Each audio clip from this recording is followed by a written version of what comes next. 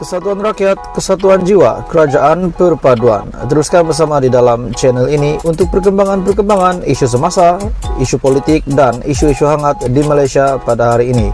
Jangan lupa teruskan bersama di dalam channel ini. Tekan butang like, share, dan subscribe channel ini untuk perkembangan terkini politik di Malaysia.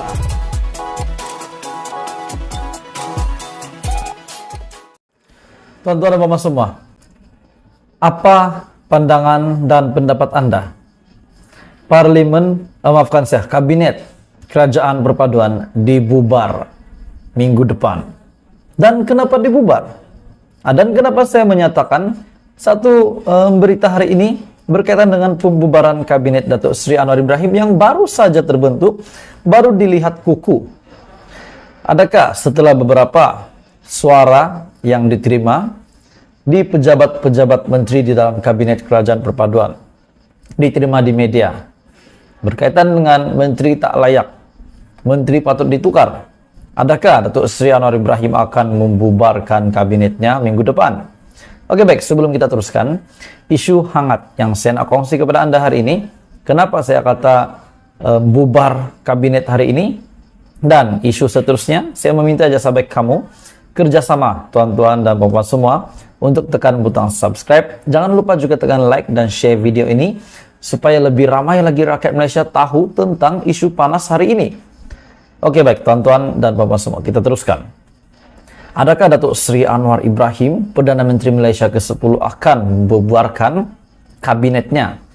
Dan kalau iya akan dibubarkan, siapa yang akan dibubarkan? Siapa yang akan dilucutkan jawatan? Siapa yang akan dikekalkan jawatannya? Kita dapat melihat beberapa menteri di dalam Kabinet Kerajaan Perpaduan yang ditembak hebat oleh rakyat, bahkan oleh pemimpin parti politik lawan daripada pembangkang khususnya.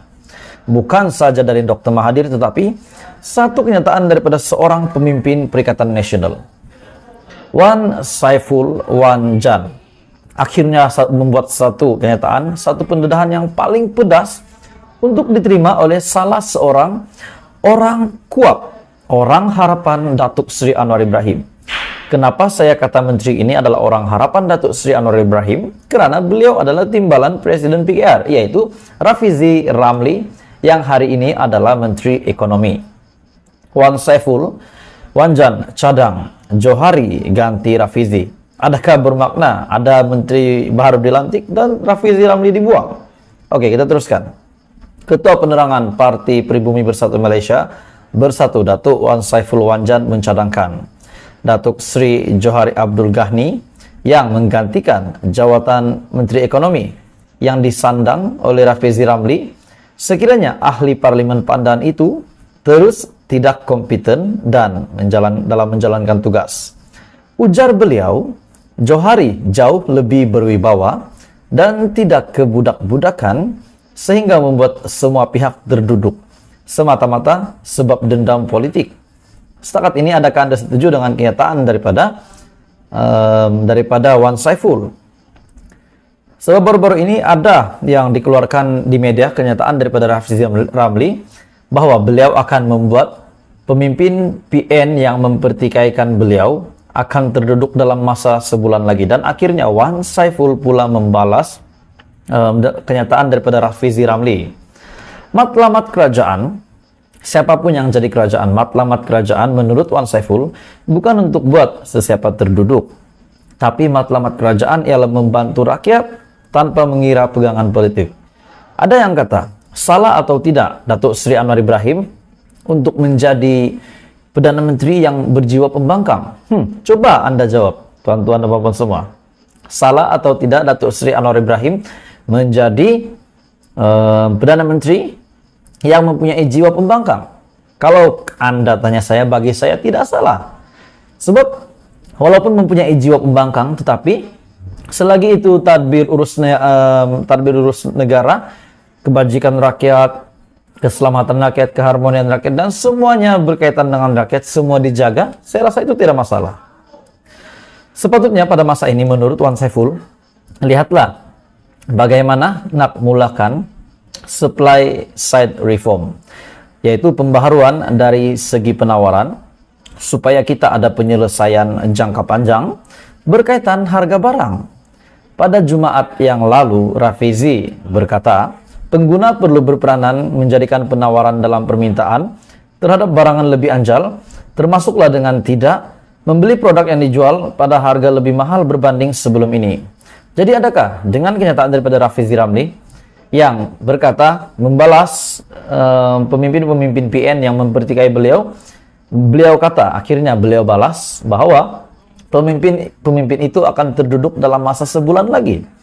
Dan tuan-tuan dan puan semua, setelah Wan Saiful membuat kenyataan ini, adakah Datuk Seri Anwar Ibrahim akan bertindak untuk membubar kabinetnya yang baru saja dibentuk bahkan dilihat utuh? Apa komen Anda? Teruskan bersama di dalam channel ini untuk episode politik seterusnya. Adakah benar wujud elemen rasuah setelah 100% saham Telekom Malaysia ataupun TM telah dijual? Penjualan 100% saham TM. Akhirnya SPRM mendedah satu kenyataan. Akhirnya SPRM telah bersuara berkenaan dengan isu yang tular baru-baru ini. Isu jual menara Kuala Lumpur. SPRM akhirnya panggil 3 saksi. Inilah yang dinantikan rakyat Malaysia pada hari ini. Sebelum saya meneruskan isu hangat hari ini, saya meminta jasa baik dan kerjasama kamu untuk tekan butang subscribe, like dan share video ini dan channel ini supaya lebih ramai rakyat Malaysia yang tahu isu panas hari ini berkenaan dengan isu jual menara KL.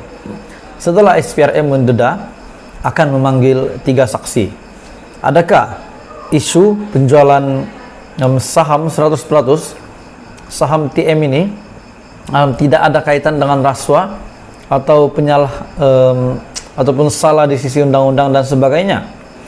Suruhanjaya Pencegahan Rasuah Malaysia SPRM telah memanggil 3 saksi untuk siasatan dakwaan penjualan saham yang mencurigakan pengurusan menara Kuala Lumpur.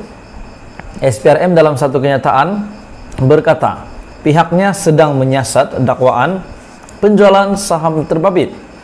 SPRM akan menyiasat sama ada wujudnya elemen rasuah dalam penjualan 100% saham Telekom Malaysia di dalam syarikat Menara KL Sendirian Berhad MKLSB kepada Hydroshop Sendirian Berhad HSB pada Oktober 2022.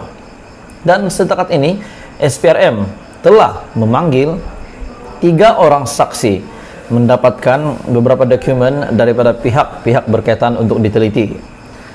Sehubungan dengan itu, SPRM akan menjalankan siasatan secara lebih terperinci dan profesional daripada semua sudut berkaitan isu ini. Sebelum itu, isu pengambil alihan pengurusan Menara KL telah tular di media sosial apabila orang ramai mempersoalkan keputusan Telekom Malaysia TM melalui anak syarikatnya Menara Kuala Lumpur Sendirian Berhad memindahkan pemilikan penuh mereka kepada syarikat Hydroshopee Sendirian Berhad pada Oktober lalu. Oke, baik tuan-tuan dan puan semua, sebelum saya teruskan, adakah relevan Menara KL yang dikatakan bahwa memberi untung yang banyak kepada negara, untung tahunan, tetapi dijual? Itu yang pertama. Dan yang kedua, kenapa dijual sedangkan itu memberi untung kepada rakyat? Dan kabar angin didengar oleh rakyat Malaysia, oleh saya sendiri, bahwa yang membeli pun dilihat seperti tidak relevan untuk menjadi pembeli saham tersebut. Jadi tuan-tuan dan puan semua, adakah ini satu urusan jual beli yang bersih, ataupun seperti yang dinyatakan di dalam media hari ini takut terlibat rasuah atau sebagainya? Satu akun Twitter dikenali sebagai Free MCN mendakwa Menara KL yang menjana pendapatan RM66 juta pada tahun 2019 dengan untung bersih RM25 juta sebagai cash cow, dan pemindahan saham itu tidak dihebahkan kepada umum.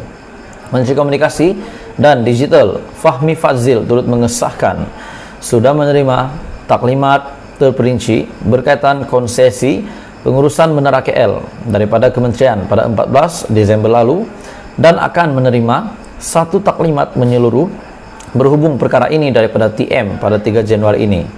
Jadi isu jual Menara KL, SPRM akhirnya memanggil 3 saksi dan diharapkan setelah 3 saksi ini dipanggil akan ada jawaban yang kita nantikan. Sebab takkanlah nak jual sekiranya benda itu memberikan keuntungan kepada kita, kepada Malaysia. Sudah pasti tidak relevan tiba-tiba Menara KL dijual. Jadi apa komen Anda berita hari ini? Teruskan bersama di dalam channel ini untuk episode seterusnya Politik di Malaysia.